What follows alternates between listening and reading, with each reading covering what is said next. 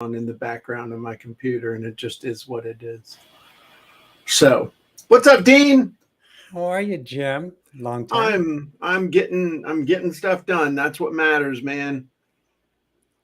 Anything of importance that we should know about? Lots of stuff. Lots of just getting things done. Living that lifestyle that some consider a myth.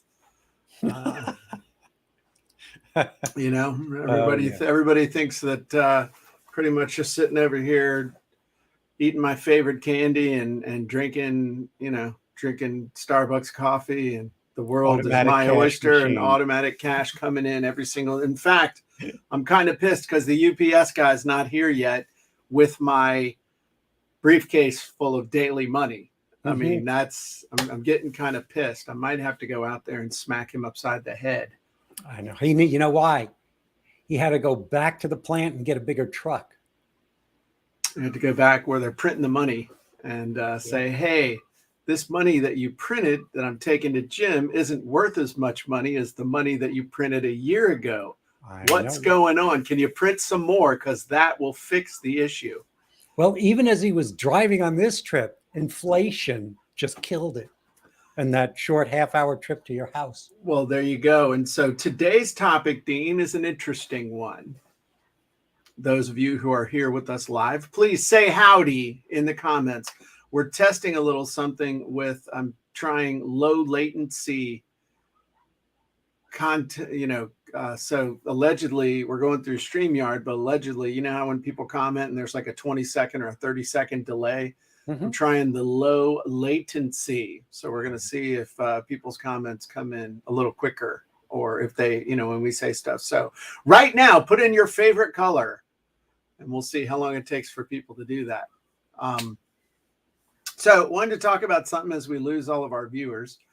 And that is, I want to talk about sales copy and the war in Ukraine. Wow. What are you So selling? What are you selling in Eastern Europe? I am not selling anything in Eastern Europe, but interestingly enough, thank you, Ford. Um, I think it's interesting when you substitute the words sales messaging or just messaging for sales copy, Hmm. and think about persuasion instead of sales copy, or trying to sell your tribe on a particular course of action. And I think it's very interesting to look at the the messaging coming out of both sides of what's going on in Ukraine. I just find it fascinating. And what one side calls BS, another side calls the truth. And so I'm not saying, I'm not saying what, I'm not making light of what's going on there in the least. I'm actually taking it very seriously. But you notice on the one side, old Vlad and his ilk, are saying things to their audience to try to motivate them and keep them focused in a certain direction. They're saying things like there's Nazis in Ukraine, there's bad people. They're calling this a special military action, not an invasion. Um, that's interesting. That's interesting messaging. On the other side, their messaging is pretty much, hey, we've been attacked, we're freedom fighters now, we need help, and they're selling people on basically send us aid, because if we fall, then you could be next. The other thing that I think is really interesting, and showed how President Zelensky is a really smart dude and understands a lot about messaging. He understood that unless he got action quickly, that people were going to stop paying attention, and he was going to be left holding the bag. Did you notice that? And he said it. He said it out loud, that we need this, and we need you guys to pay attention now, because if you lose interest, we're screwed. I remember that very early on in the initial invasion, especially during that first week. He was very vocal. He was very visible. Politics aside, Yeah. we're talking about messaging. Um, he was, it was a consistent call to action. Do this, or here are the consequences, Mm-hmm. which is urgency, which is a huge part of messaging and in sales copy. He also was the attractive character and still is the attractive character. Mm-hmm. He was the one standing out front saying, you know, I'm here, I'm the leader, I'm the one, I'm responsible, this is the deal, I'm not going anywhere. You also noticed, did you notice that he was, I'm assuming he has more than one outfit. He's the president of a company, of a country. But did you notice he was basically wearing the same clothes all the time? The same style of shirt, the same style of pants, everything. Now, I know he's got more than one pair of shorts, you know, one shirt, one pair of pants.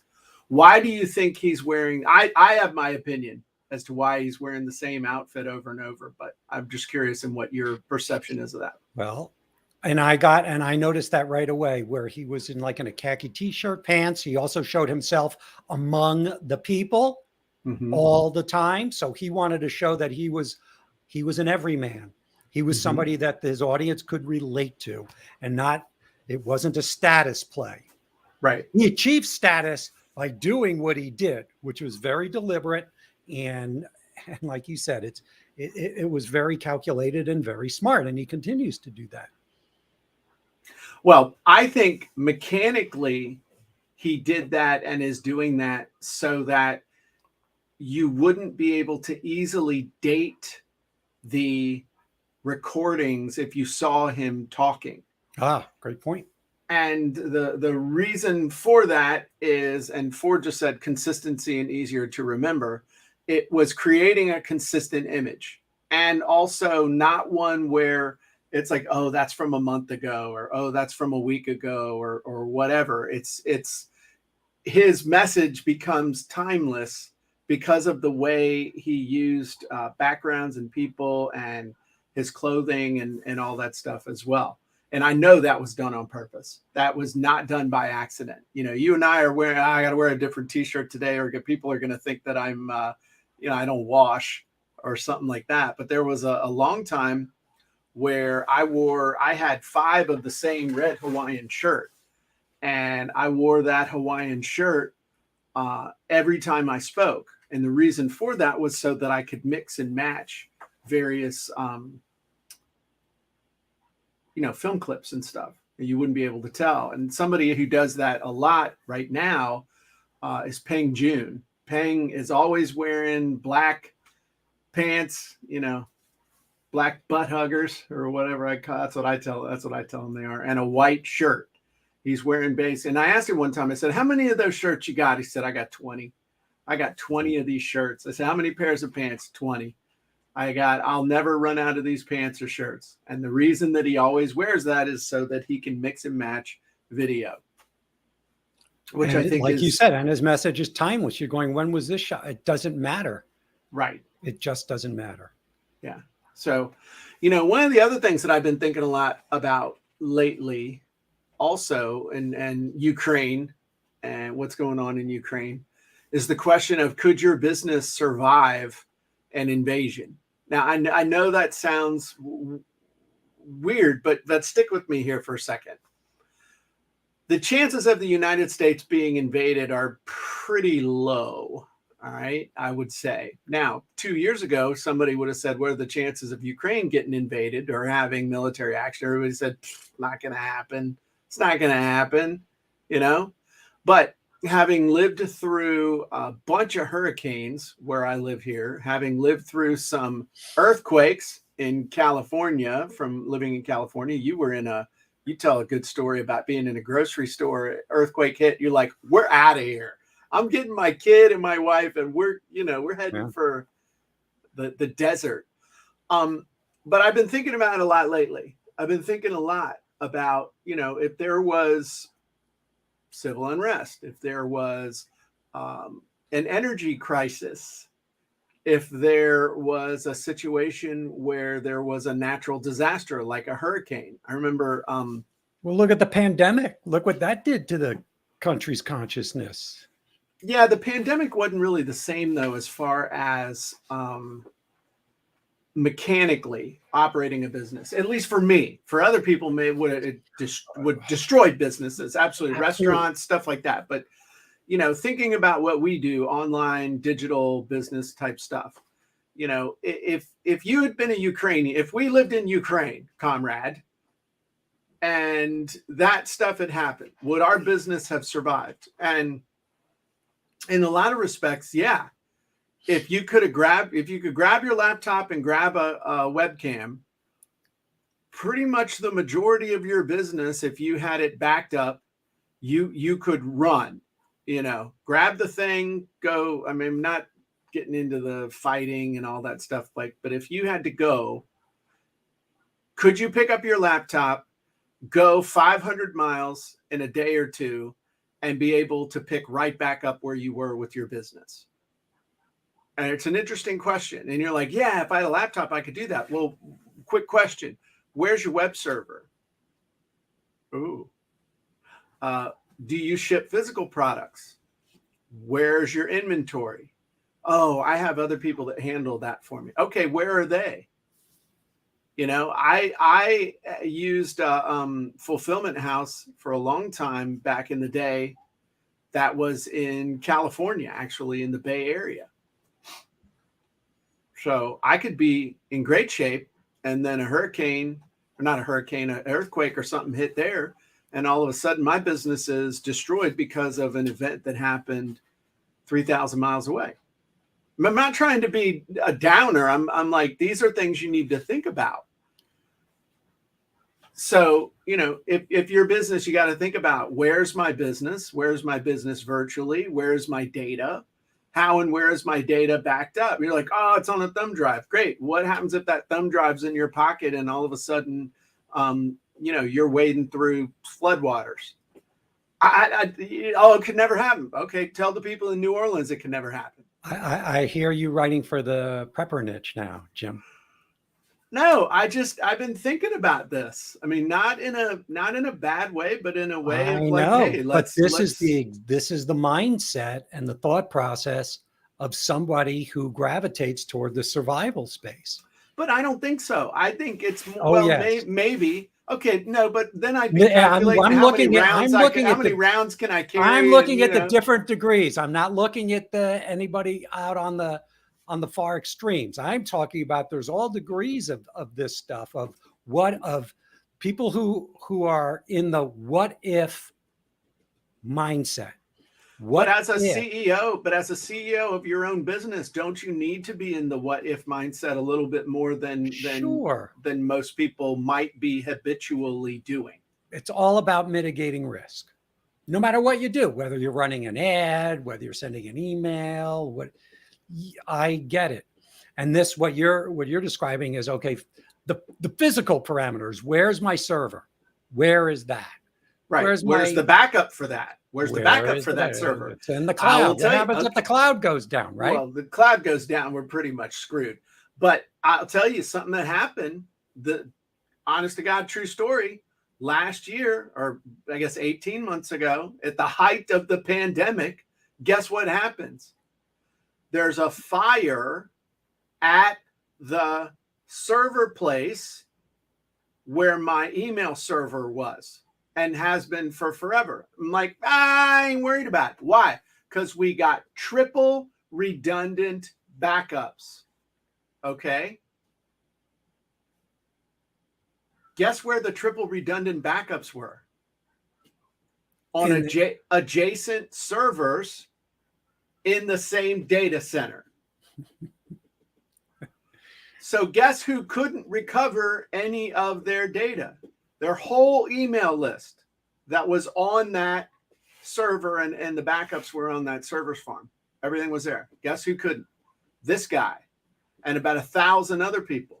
Guess what this guy had that a lot of other people didn't? Amazon. Off-site backup. where we physically, and Nicole said, do you mean that we should once a year save our data list to a USB, for example? No, Nicholas. About every Friday, you should be doing that once a week.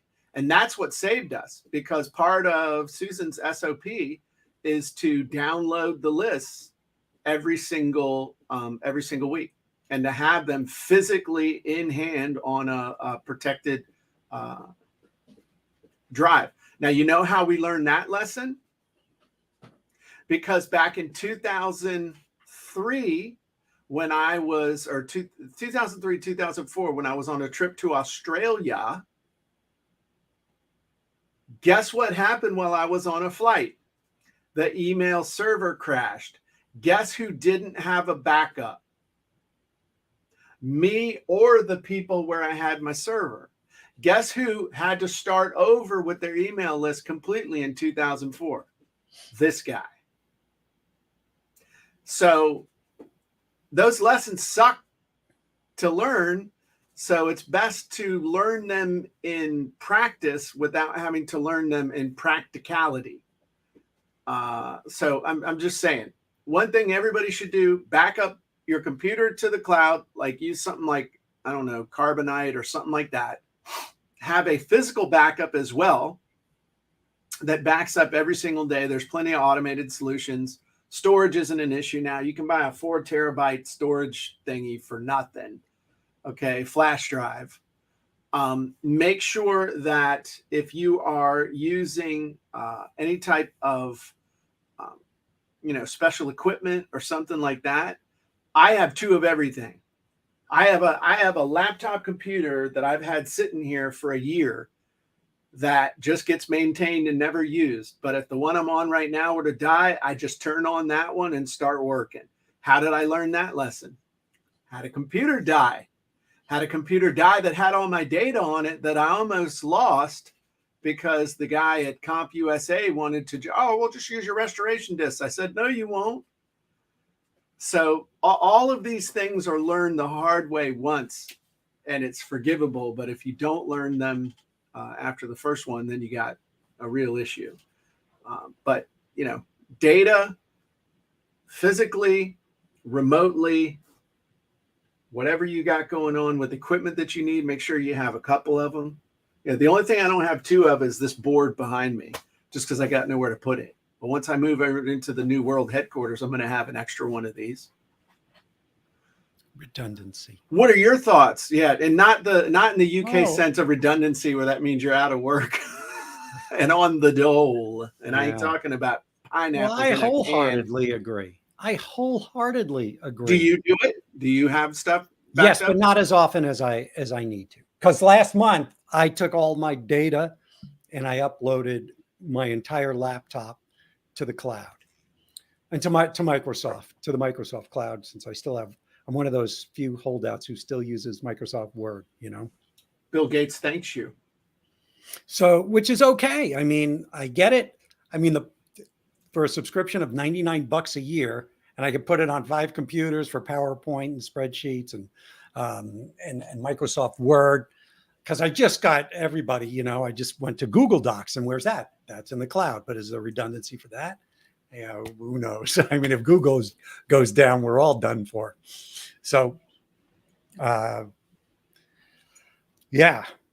And so this conversation was a reminder. I go, okay, it's my month. I got to back up and update my my cloud stuff.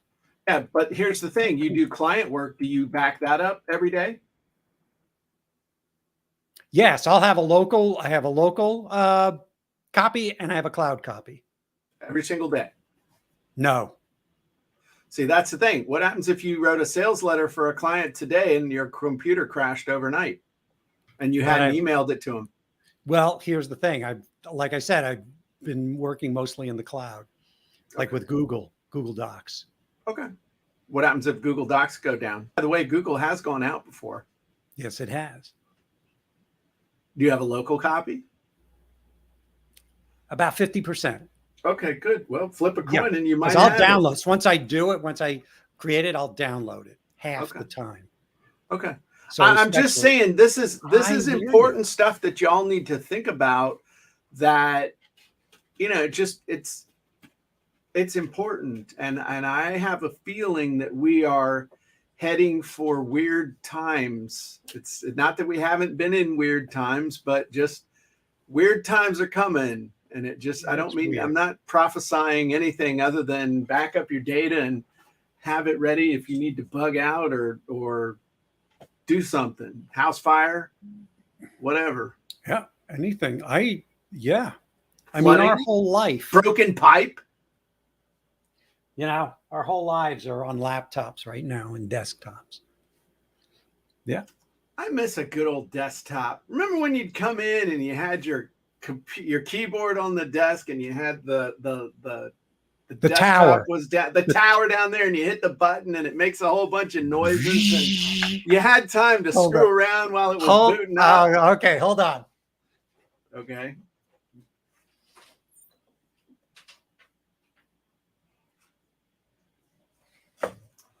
What the hell are you doing? Building a new computer, Dean? Come on, man. No. You're gonna. This is television. This is live TV. This is so funny because I was cleaning up and I'm getting ready to donate this or just get it for recycling. This is an iOmega. This thing must be like 12 years old, 14 years old. Is that the zip disk? Is that a zip disk? It's kind of like no. Okay. I had a zip disk which I gave away. Is that a 75 megabyte? Yeah. A 75 gigabyte. 75 gigs. Yeah. And it probably cost, oh my God, $500-600, $700 back in the day. Yeah. And it's got this input that you just don't see anymore, Look at that thing. Firewire or something like that. Oh man, it's like thick cable.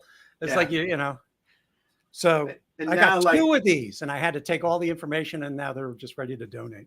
Yeah, I wouldn't donate them. I would take a hammer to them. I just threw away 6 laptops and 5 desktop computers. I'm so paranoid about it that I would never throw them away. I'd never get rid of them. So before I got rid of them, I got a sledgehammer and I beat the cases open and then pounded the hard drives into submission in the driveway of the house. And it was quite cathartic.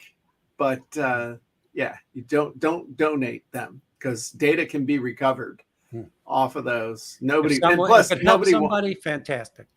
Well, make sure you've truly erased them. Yeah. Cool. So you don't care. You're just like, whatever, Jim. I want to talk about sales copy. So Dean, in the last 3 minutes that we have together, what's your number one tip to differentiate yourself in the marketplace? Be yourself. All right. There you go. Yeah. Mine is always tell the truth. Well, hopefully you're an honest person. I understand that. I mean, that's what I say. Be yourself and be honest. Be who you are. Don't be somebody else. That's being truthful to who you are. Right. That was kind of like mine was a little more thought-provoking than yours. Was I better. Just wanted to say yours was better, Jim. So I know. So you've been on vacation. Not total. So last week you weren't here because you were doing something fun. I was in Disney World last week in Orlando. Fantastic with my wife. And then we flew in the second part of the week to West Palm Beach for a copywriting mastermind. You flew from Disney World or Disneyland? Disney World in Orlando, Florida. So I flew from Arizona to Orlando. Was there Monday, Tuesday, Wednesday, and on Wednesday flew to West Palm Beach. Okay, you're about the laziest person I ever met. West Palm Beach from Orlando is like 2 hours. You drive. You drove. No. Flew. Okay, but you flew, but it's a 2-hour drive. By the time you go to the airport, spend all that time waiting for the damn plane, going through security, doing all the BS, and then everything. You could have driven there and been where you needed to be by the time you flew and did the airport. Absolutely. And I looked into it, but it was more expensive to drive a car one way than it was for Elaine and I to fly there. Really? Really, because that was our first thing. I'm going, Elaine, this would be great. We can take a relaxing 2-hour drive. It'll take us by the time, we could get there by the time we even get to the airport and take off. Mm-hmm. That's the first thing that went through my head. Mm-hmm. And then I started calling the car companies and going, you have to be kidding me. You have to be kidding me. It's that much for a one-way. Because it was a one-way. Because it was a one-way. Interesting. Well, that's the thing I'm trying to figure out with. And I had enough miles for 2 free flights for, it was a Southwest flight. I mean, it was just a puddle jumper. So it cost me nothing. You didn't get any peanuts, though. Due to the duration of today's flight, in-flight snack service Seriously, will not be. It was a 40-minute flight. We were up and then down. Yeah. So that's awesome. Yeah, I'm trying to figure out whether we're going to fly or drive to Funnel Hacking Live, because I got my ticket, got my hotel. The problem is that it's like 10 hours to drive. Oh. So by the time you get up, drive, hour and a half to the airport, sit there for a couple hours because you got to get there early, and then you go to Atlanta, and then you sit in Atlanta, and then you do this, and then pretty much comes out to between 8 and 10 hours. So I got to figure that out. Anyway, enough about my problems. Well, this was fun, Dean. Great to catch up. Appreciate everybody being here. Probably not the normal topic that we would talk about, but you know what? What's normal anymore? So there is no normal, there never has been a normal. The world is always topsy-turvy, someplace with something. So what do we do? I mean, we are built to adapt. We're built to pivot. So you got to, there's just some things in life, many things in life that you just can't control, but you can control, if you live in a free world, what you do. And what you think. And what you think. All righty. Well, appreciate everybody, and we will see you next time. Bye-bye.